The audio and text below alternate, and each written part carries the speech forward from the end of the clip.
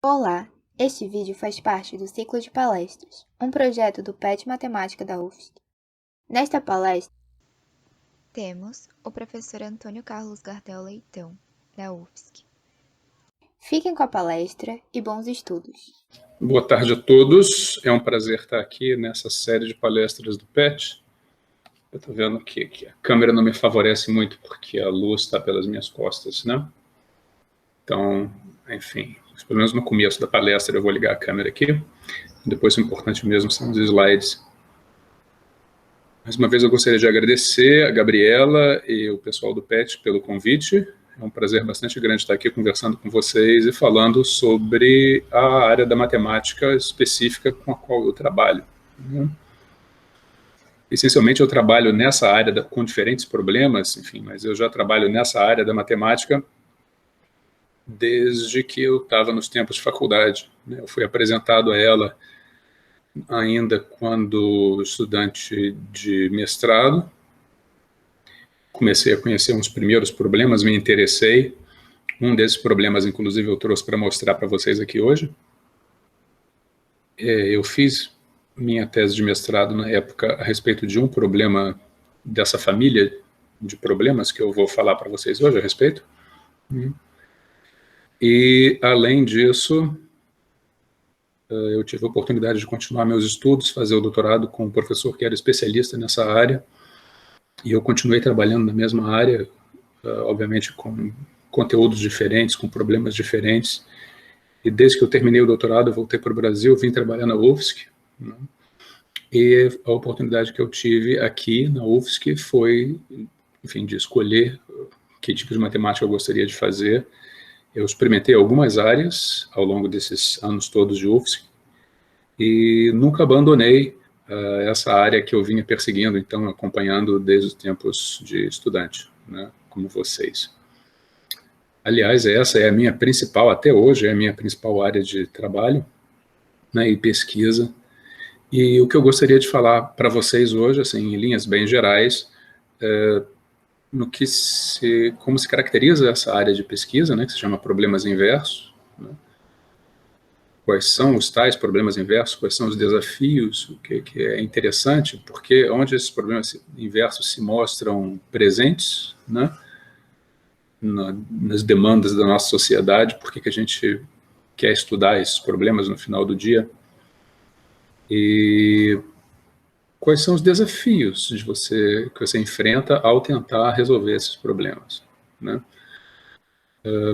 Eu vou conseguir entrar, devido ao nível da palestra, vou conseguir entrar pouco no nível de detalhamento matemático necessário para a gente compreender os modelos matemáticos, as equações, os métodos de solução e assim por diante. Mas eu acredito que vocês vão sair daqui, ao final da palestra, com uma boa ideia do que se trata essa área da matemática, tá? Que, como todas as outras, é uma área interessante, ela tem lá suas aplicações, né? Ela se presta a resolver problemas que vocês vão ver, são problemas que estão muito presentes no nosso cotidiano, apesar da gente não se dar conta, né? E, além disso, é uma área da matemática que, para você resolver, entender, atacar, né, os problemas que estão sendo formulados, ela necessita de ferramentas e instrumentos matemáticos que são bastante interessantes, né? Você usa um pouco de tudo, essencialmente, né? Você pode, dependendo do tipo de equações que você queira usar, você pode ter que usar ferramentas de análise, de topologia, de equações diferenciais, de equações integrais, ferramentas de cálculo, muitas ferramentas de cálculo, que a gente vê nos vários cursos de cálculo que a universidade oferece, né? Ferramentas de otimização, ferramentas de análise numérica. Todos esses cursos que a gente faz aqui na universidade, eles ensinam para a gente ferramentas, né, que a gente vai usar, que podem ser necessárias para estudar um ou outro problema dessa área denominada problemas inversos, tá? Então, vamos à palestra propriamente, tá? Eu gostaria de me concentrar com vocês agora nos slides. Essa palestra eu dividi ela em duas partes. Essa é uma palestra de divulgação, que eu já dei ela em vários formatos para diversas audiências. E essa palestra, ela tem como objetivo exatamente isso, apresentar a área de pesquisa e estudos chamada Problemas Inversos para um público geral, um público não necessariamente matemático, tá certo? E essa palestra tem duas partes. A primeira, eu apresento através de exemplos o que são os tais problemas inversos. E na segunda parte, chamada aqui Problemas Mal Postos, eu apresento para vocês quais são as dificuldades da gente lidar e resolver esses problemas inversos. Eu apresento um problema bastante simples, que a gente conhece lá do cálculo 1, uma coisa que vocês já veem no primeiro ano de faculdade.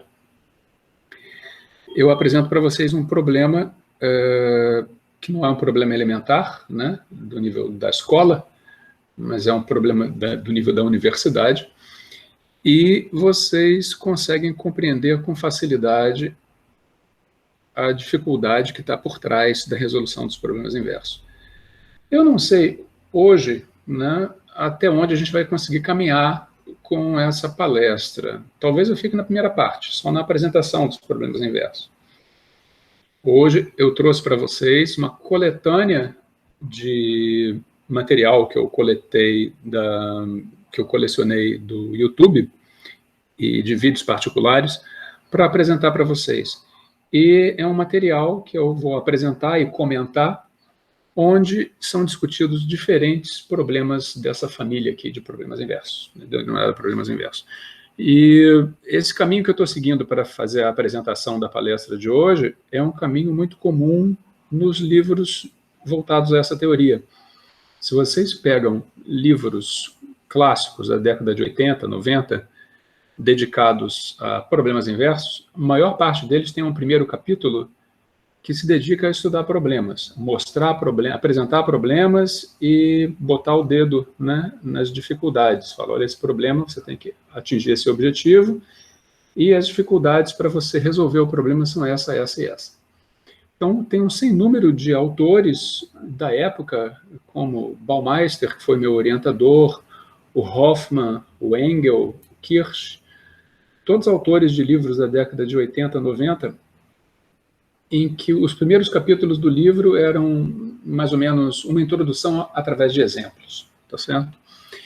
E eu acho isso bem interessante. Vocês vão ver que os problemas que vão ser discutidos aqui, vão ser comentados, são problemas muito diferentes entre si, mas eles têm um núcleo comum que os une, tá?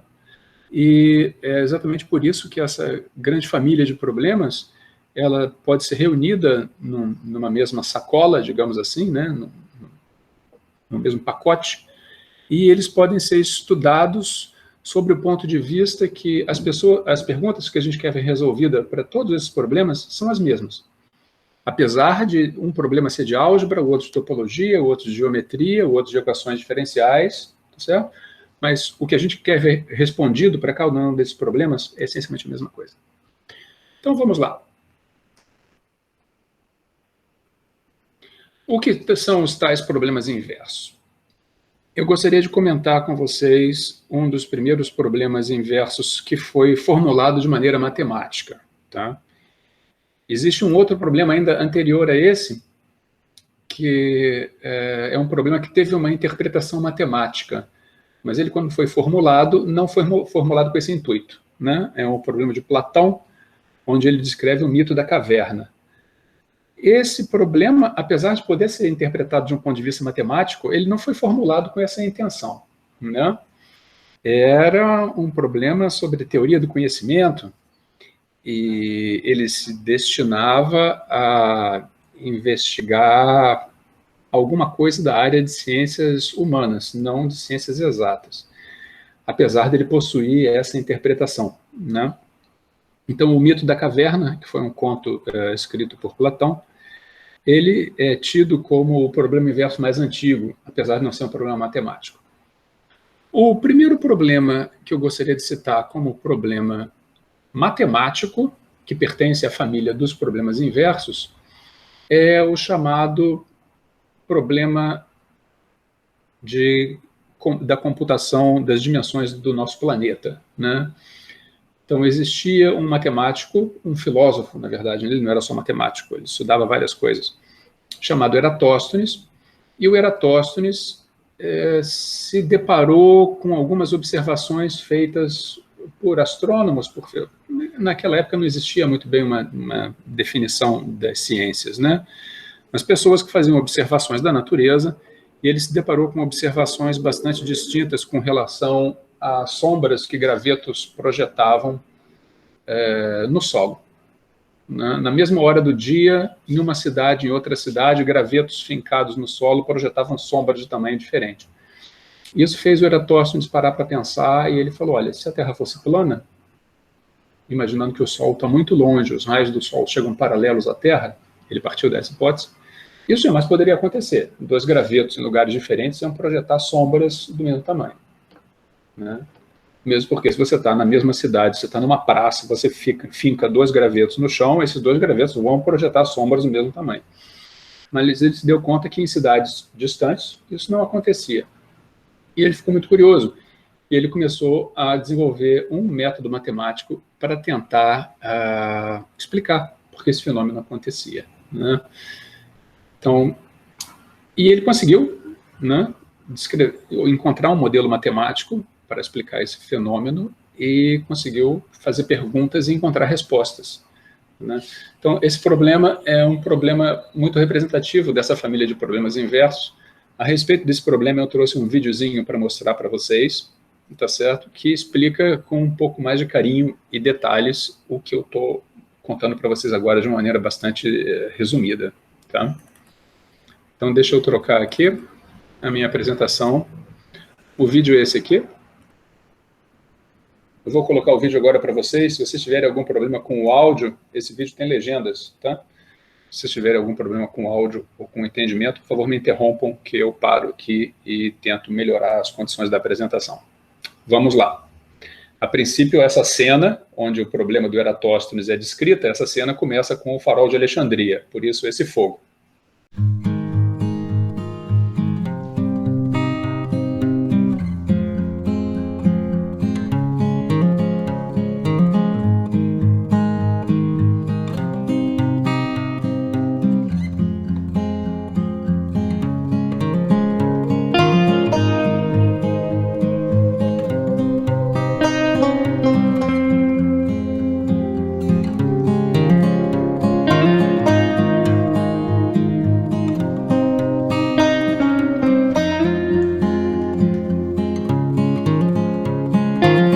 O problema do dia foi o problema de calcular o diâmetro da Terra, né, que foi resolvido com sucesso por Eratóstenes. Eu gostaria de saber se alguém aqui da audiência tem algum comentário para fazer, se o problema ficou bem entendido, se a técnica de resolução do Eratóstenes também ficou bem entendida. Então, recapitulando, Eratóstenes ele foi muito engenhoso, ele encontrou um modelo matemático, né? Ele fez várias hipóteses ali. Ele supôs que a Terra era uma esfera, ele supôs que o Sol estava muito distante e que os raios solares chegavam paralelos à Terra. Então, caso a Terra fosse plana, né, como a gente brinca hoje falando dos terraplanistas, o que aconteceria? Em quaisquer dois pontos distintos do planeta, dois gravetos fincados verticalmente, né, iam lançar sombras do mesmo tamanho. Agora, se a Terra fosse esférica ou fosse de algum outro formato qualquer, a Terra não é esférica, né? A Terra é quase esférica, mas ela não é esférica. Isso não aconteceria. Então, ele fez várias hipóteses para conseguir construir um modelo geométrico, matemático, e a partir daí, ele conseguiu estudar o fenômeno que estava acontecendo, né? Ele viu que a diferença de tamanho das sombras lançadas pelos gravetos correspondiam a uma situação em que esses gravetos estavam fincados numa esfera, fazendo um ângulo de 7 graus entre um e outro, né? Então, se ele sabe o ângulo entre esses dois gravetos, e ele conhece o comprimento de arco, né, ele consegue calcular o raio ou o diâmetro do planeta. Essa é uma conta matemática bem simples, né? E outra coisa engenhosa, ele contratou, vocês viram na descrição ali do Sagan, ele contratou uma pessoa para caminhar de Alexandria, onde ficava a famosa biblioteca de Alexandria, né, até Sain, e para medir a distância, né? Então, foi realmente um experimento assim, de matemática aplicada, né? Não foi um problema resolvido simplesmente com elucubrações e modelos matemáticos, né, em resolução de equações. Foi, é claro, teve um modelo matemático por trás do entendimento do problema. Agora, para chegar na resposta que ele queria, né, calcular o diâmetro do planeta, se todas as outras hipóteses estivessem certas, ele precisou de um dado experimental. E para obter esse dado experimental, ele contratou um sujeito lá, um andarilho, para caminhar de uma cidade até outra e medir a distância, né? Então, vocês observem que esse problema e a técnica de resolução tem todos os elementos do que a gente considera um problema de matemática aplicada e, mais ainda, um problema inverso. Por que é um problema inverso? Vocês estão vendo que ele queria calcular o diâmetro do planeta, mas ele não tinha acesso a medições diretas do diâmetro do planeta. Ele não podia mandar o andarilho cavar um buraco e ir até o centro da Terra e calcular a distância, né? O que ele fez foi o seguinte, ele conseguiu uma medição indireta, né, do diâmetro. Na verdade, o que ele conseguiu medir foi um comprimento de arco entre duas cidades, e ele sabia o ângulo entre essas duas cidades. Se você saísse do centro da Terra, fosse igual à primeira cidade, né, traçasse um raio e saísse do diâmetro do centro da Terra e traçasse outro raio até a segunda cidade, você ia fazer um ângulo, né, entre esses dois segmentos de reta, e esse ângulo ele conseguiu inferir a distância dele a partir dessa medição do tamanho da sombra dos gravetos, né?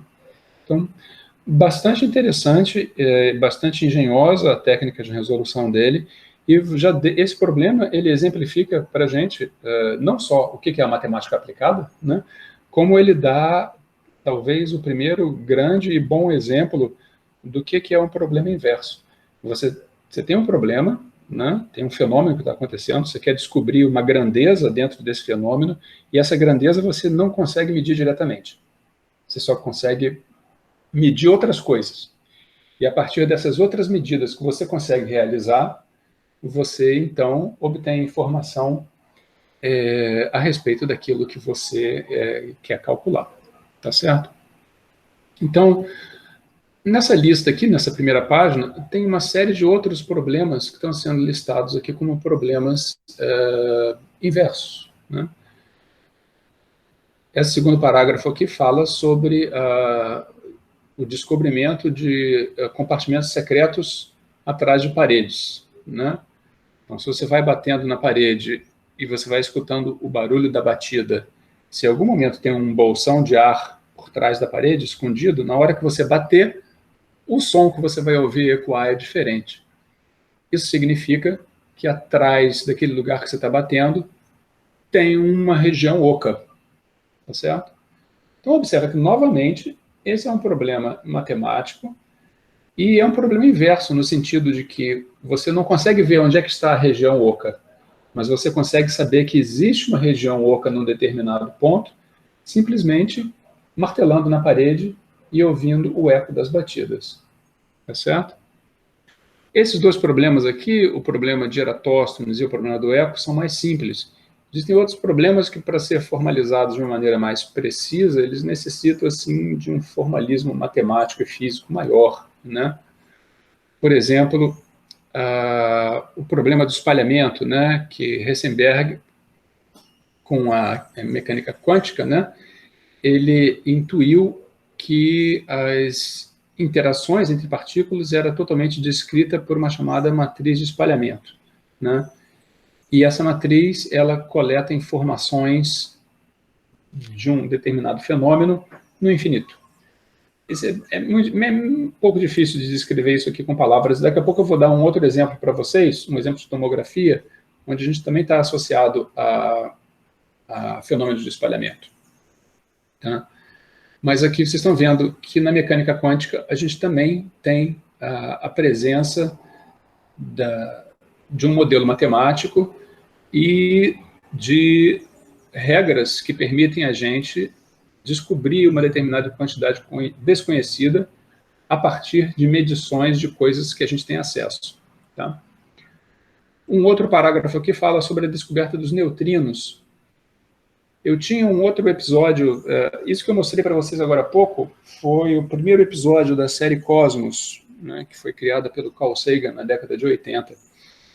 Essa série Cosmos, há anos atrás, ela foi refeita, foi reescrita, se chama novamente Cosmos, tá? Mas foi apresentada por um outro cientista, o Tyson. E o Tyson, nessa nova série Cosmos, ele apresenta uma série de problemas físicos, astronômicos, e um deles é exatamente o problema da medição da quantidade de neutrinos que atravessavam o nosso planeta, né?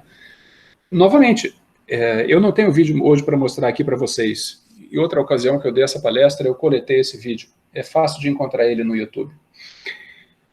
Esse vídeo foi construído no Japão, no interior de uma montanha, tá certo? A centenas de metros abaixo do solo, foi construída uma piscina, e essa piscina foi enchida de cloro. Sabe-se que os neutrinos são teorizados, né? A existência deles é teorizada. Quando os neutrinos interagem com o cloro, eles provocam uma reação química, certo? Existem muitos, na prática, existem muitos neutrinos atravessando essa piscina de cloro. Alguns desses neutrinos vão interagir com o cloro. A maioria não interage, tá certo? Então, o que eles queriam fazer é construir essa piscina e depois medir, com o passar do tempo,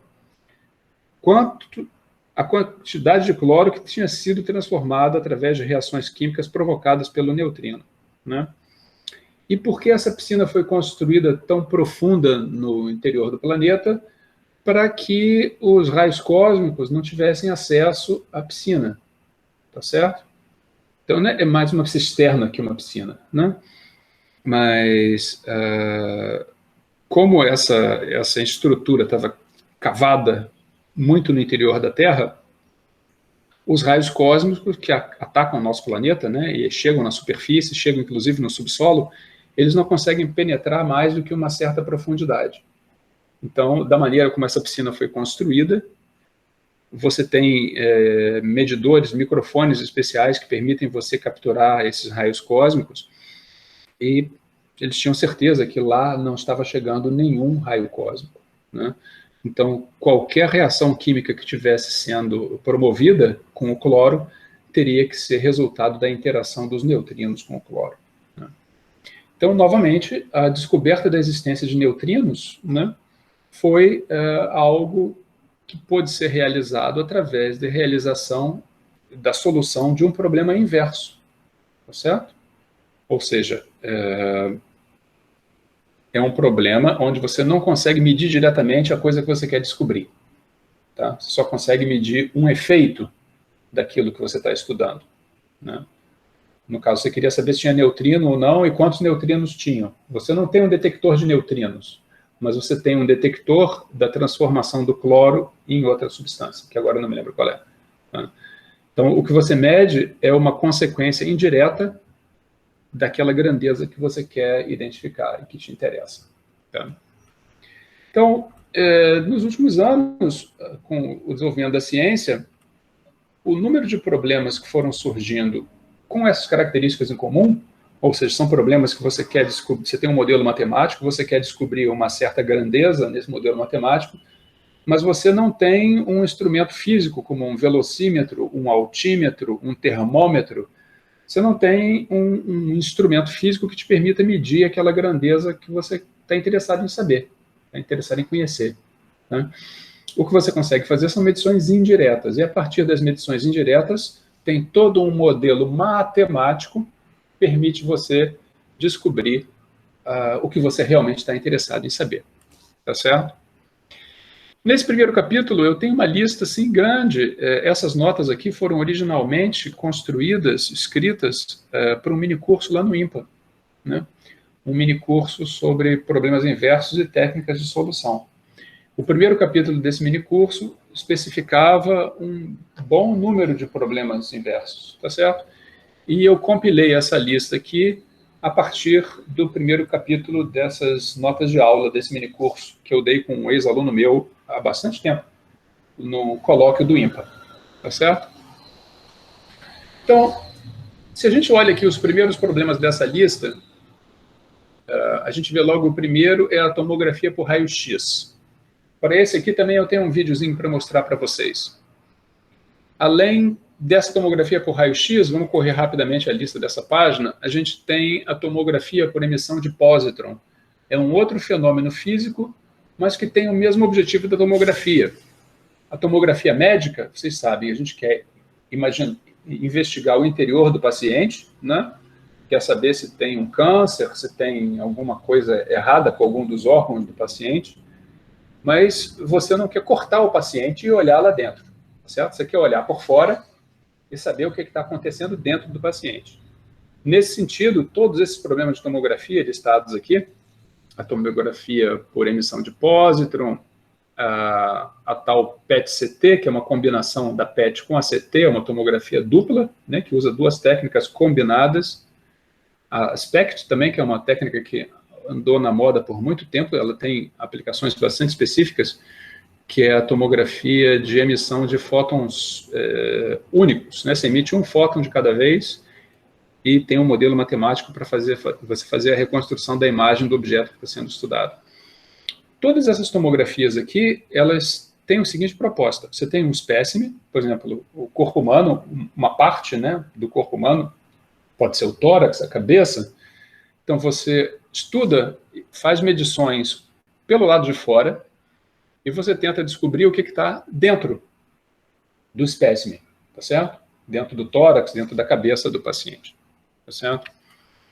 Eu tenho uma série de outras tomografias aqui para listar para vocês, antes de mostrar o vídeo que eu tenho aqui, guardado atrás dos slides. A gente tem essa tomografia magnética, né? A MRI, Magnetic Resonance Imaging. Hoje em dia, se a gente vai nesses hospitais, a gente é solicitado a fazer um exame médico, a tomografia que se faz hoje em dia, no mais das vezes, é o MRI, certo? Esse MRI é uma técnica de tomografia que utiliza campos magnéticos. Ela é menos agressiva do que a CT, aquela tomografia do exemplo anterior. A CT, eu já vou mostrar para vocês no vídeo, é uma tomografia que você atravessa o paciente com feixes de raio-x. E isso faz com que o paciente fique sendo bombardeado por uma quantidade de radiação que tem consequências, né? Enquanto que no MRI você submete o paciente a um campo magnético bastante forte. Aquele tomógrafo, na verdade, é um eletroímã gigante, tá certo? E que permite, através de um conjunto de fenômenos físicos, que é bastante interessante. O MRI, na verdade, ele repolariza todos os átomos de água dentro do seu corpo. A gente é composto, a maior parte do nosso corpo é composto por água, né? Então, ao fazer isso, existe uma segunda técnica que permite medir a densidade dos átomos de água dentro do nosso corpo, depois que eles estão repolarizados. Então, o primeiro passo é colocar um ímã bastante grande para repolarizar os átomos de água do interior do seu corpo, e o segundo passo é medir a densidade desses átomos de água. E a partir daí, você consegue estudar a densidade dos tecidos. Você sabe onde tem tecido mole, onde tem tecido duro, você sabe, consegue ver, não sabe onde está, mas consegue ver a forma também desses tecidos. Então, você sabe como é que seria um ser humano normal, né? Um órgão normal. Se aparece um tecido com uma densidade diferente no lugar onde ele não deveria estar, aquilo pode ser um indício de um tumor, pode ser um indício de um corpo estranho, né? E isso serve para que os médicos façam o diagnóstico deles, né? Se descobrem se alguma coisa quebrou, ou se você tem um câncer, ou algo desse tipo, né? Então, essas técnicas todas de tomografia aqui são técnicas não invasivas. Você olha o corpo pelo lado de fora, na verdade, você bombardeia o corpo com um determinado tipo de radiação, pode ser raio-x, pode ser radiação magnética, né? Feixes de onda eletromagnéticos, e aí você consegue fazer medições a respeito do que está dentro do corpo do paciente, tá certo? Tem vários outros exemplos ainda, olha, todos esses daqui são exemplos de tomografia médica, tá certo? Deixa eu voltar agora para esse exemplo aqui da tomografia por raio-x. Na semana passada, na sexta-feira, a gente teve uma palestra no colóquio do Departamento de Matemática, e nessa palestra, o convidado, que é o Samuli, está aqui, ele falou sobre o problema da tomografia de raio-x, né? Então, o Samuli, como eu, desde estudante, trabalhou com problemas inversos durante sua carreira inteira, e mais especificamente, ele trabalhou com problemas de tomografia, certo? Então, eu tenho 2 vídeos dele para mostrar aqui, não sei se esses 15 minutos vão ser suficientes, mas eu gostaria de começar com o primeiro vídeo. Nesse primeiro vídeo, ele está falando aqui sobre tomografias por raio-x, tá certo? Novamente, o vídeo tem legendas e eu pretendo parar o vídeo e comentar com vocês o que está acontecendo. Actually, the main topic is not this kind of traditional X-ray imaging, but slice imaging. Então, ele está dizendo para a gente aqui que a gente está interessado em observar e estudar fatias do corpo humano, tá? O que ele está mostrando para a gente na tela agora é a fatia do cérebro de um paciente. So this is a slice image through a human head. You can see the eyes here. Here's the nose, the brain. The white one is skull bone. So how do you take an image like this? Então vocês estão vendo que interessante, né? A tomografia, a gente vê uma figura tridimensional, mas essa imagem tridimensional ela é construída fatia a fatia. É como se eu pegasse... É como não? Eu pego a cabeça da pessoa, pego planos horizontais, vou fatiando a cabeça da pessoa e vou olhando cada um desses planos o que tem. Tá certo? O que tem dentro. É isso que está sendo feito aqui. You can't do it by just putting something between the X-ray source and the camera. Rather, this image has to be constructed using a mathematical algorithm. E agora que vem. Let me explain how. When the X-ray is traveling through the human head, it's getting weaker, depending on what kind of tissue. O que ele está explicando para a gente agora é um fenômeno físico. A gente tem um raio-x que está saindo com uma intensidade I0 grande. Esse raio-x é essa barrinha vermelha, que está correndo aqui através do crânio do paciente. E conforme o raio-x vai atravessando o crânio do paciente, ele vai sendo absorvido pelo tecido. E a intensidade vai diminuindo, tá certo? E no final, quando o raio-x chega aqui no final, ele chega mais fraco do que quando ele entrou, tá? Obviamente, a gente não consegue conhecer essa curva aqui no meio. O que a gente consegue fazer é o seguinte, a gente bota um canhão de raio-x do lado esquerdo, bota um receptor do lado direito e a gente joga o raio-x. E a gente sabe a intensidade do que entrou e sabe a intensidade do que saiu.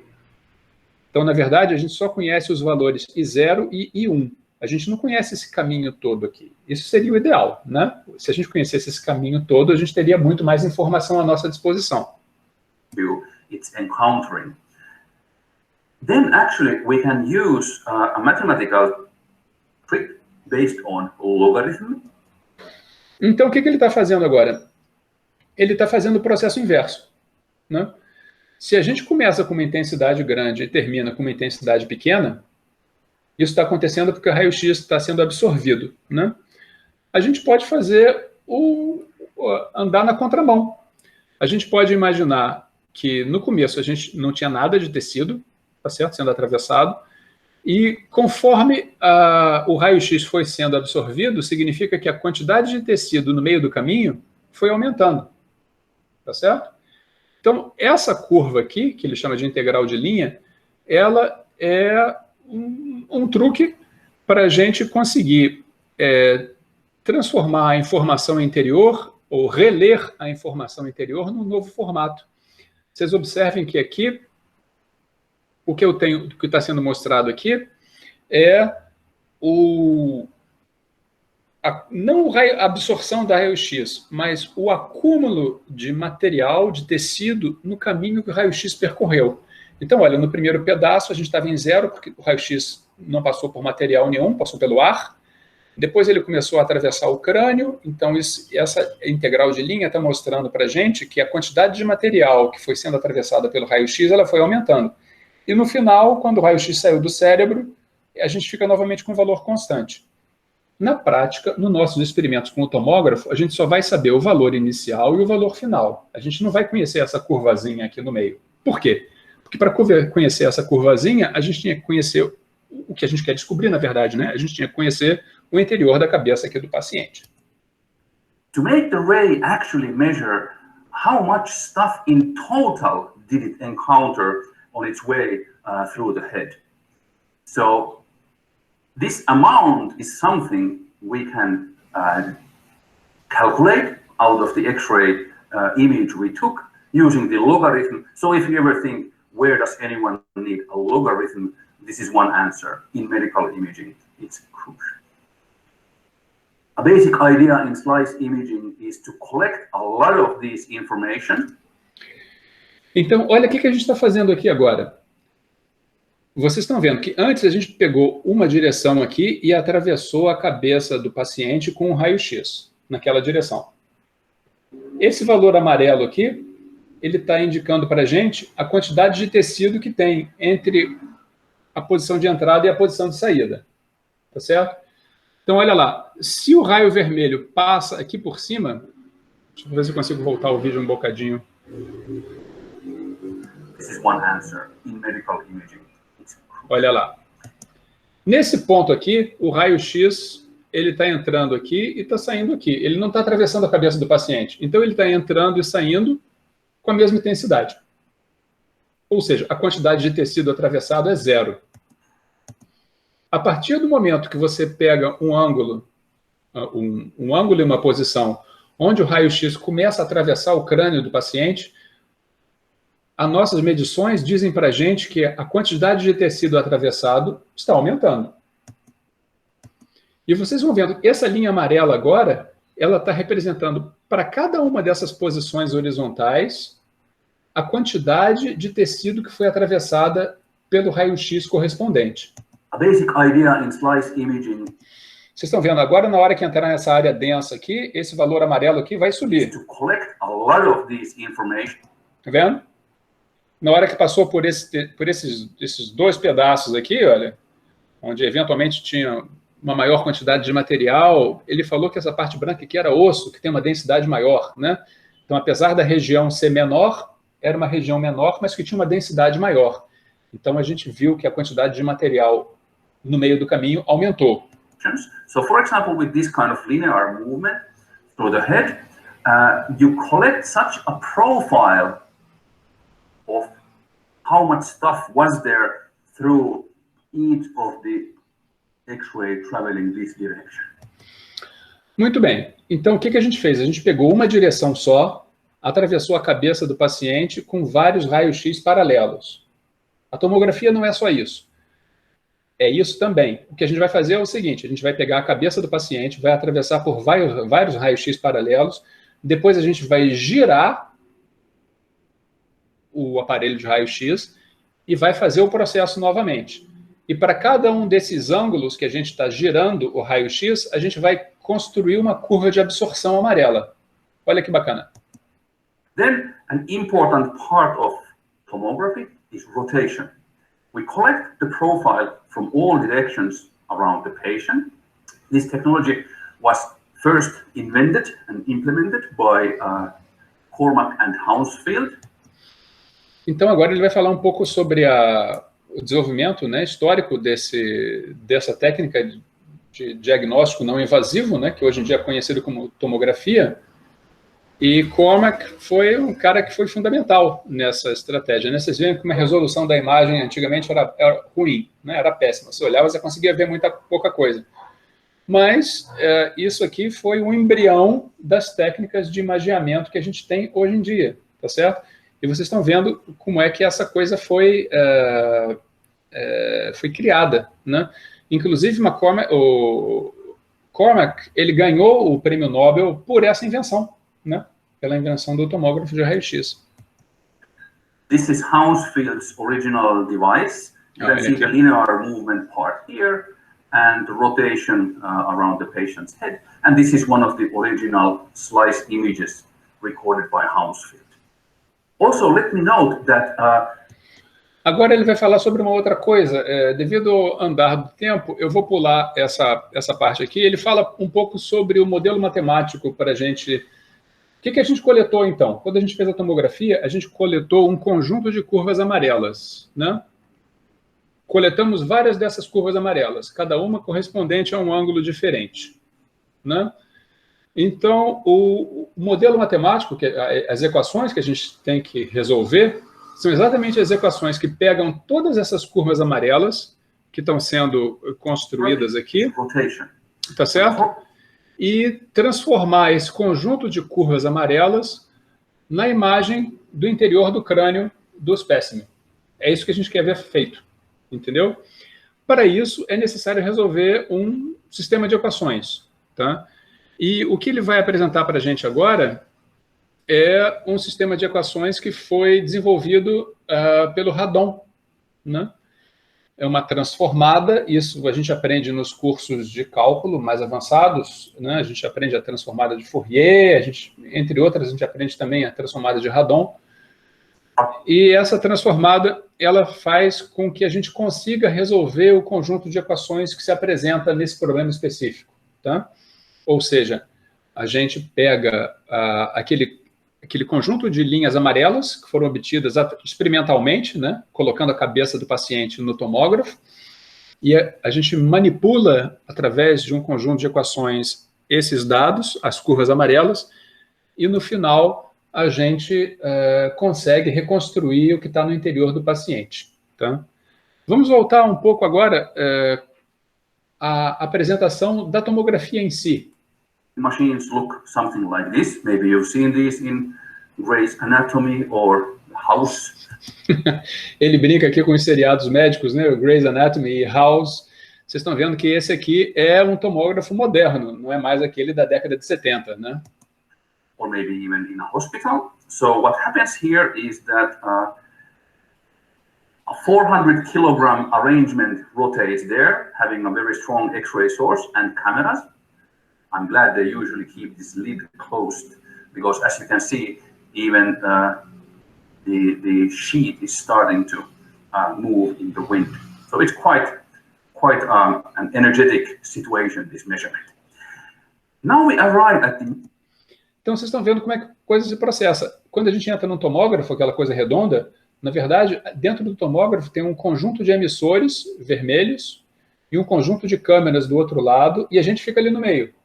E aquele tomógrafo fica rodando feito um peão em volta da cabeça da gente. Ele acabou de dizer que as dimensões do tomógrafo, que é um aparelho de cerca de 400, 500 quilos. Então a gente tem um objeto de meia tonelada rodando em volta da cabeça da gente e jogando raio-x em todas as direções, né, de todos os ângulos, atravessando o nosso crânio. Para no final de um determinado tempo serem coletados dados que vão ser processados, resolvendo um sistema de equações matemáticas, para que essa imagem seja, para que seja feita uma imagem do interior do nosso cérebro, tá? do nosso crânio. It's an inverse problem. So we know all of these yellow profiles by measurement, and then the question is, what is the object that produces exactly this data? This is going from effect to cause.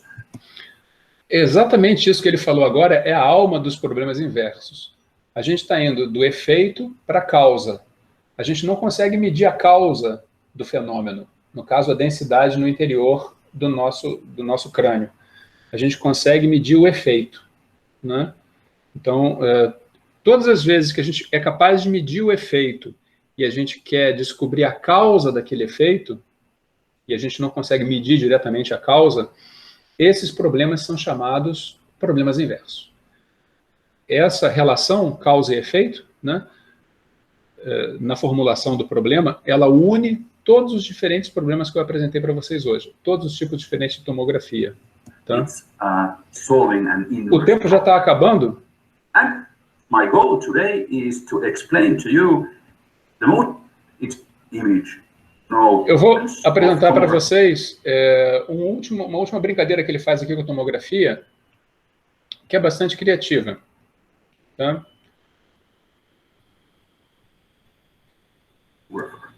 The idea is like this. So, ele tem um objeto escondido, ele vai fazer uma espécie de modelo tomográfico, matemático, desse objeto, e a gente vai ter que descobrir qual é o objeto que está I escondido. demonstrate first with this very simple rectangle. So this is the data, and what Vocês estão vendo que aqui o que aparece é o resultado da tomografia do retângulo. Quando a gente atravessa o retângulo por feixes de raio-x, eles vão sendo absorvidos, e a gente, para cada ângulo de rotação aqui do tomógrafo, a gente consegue medir essa linha amarela. this means is that for each number in this yellow graph is coded how long distance did the ray travel inside the white material. So all of these rays here give 0 because they only travel inside the black area. This one here goes a tiny bit inside the white, so there's a tiny number here. Whereas somewhere here is a ray that travels all the way here through the white, so there we actually record the maximum value like this. Então ele está explicando como é que é feita essa linha amarela, né? A altura da linha amarela significa o quanto de tecido foi atravessado pelo raio-x desde que ele entrou até que ele saiu do objeto. So that's how the measurement works. But of course, in tomography, in the inverse problem, this is what we have. Esse é o problema que eu gostaria de brincar com vocês. Vamos fazer o primeiro. Ele tem uma série de exemplos aqui. Vamos ver o primeiro, que o tempo já está estourado. We see the data, and we should find out what is inside. Warmed up already? Let's try. This is the first mystery object. You can see the data. What is inside? I will... Interessante, né? A gente consegue ver o resultado da tomografia, quer dizer, o quanto que foi absorvido pelo raio-x, e a pergunta que ele faz é, o que está ali no meio que está causando essa absorção? Give you 3 options. It's one of these shapes, either a disc, a pentagon, or triangle. You can go back in the video and watch the data again and see if you can figure out which one is the correct one. I will reveal it. Então vamos ver, ele falou para a gente voltar ao vídeo. First mystery object. You can see the data. What is inside? I will give you 3 options. Então vamos lá, pergunta direta, quem tem um chute?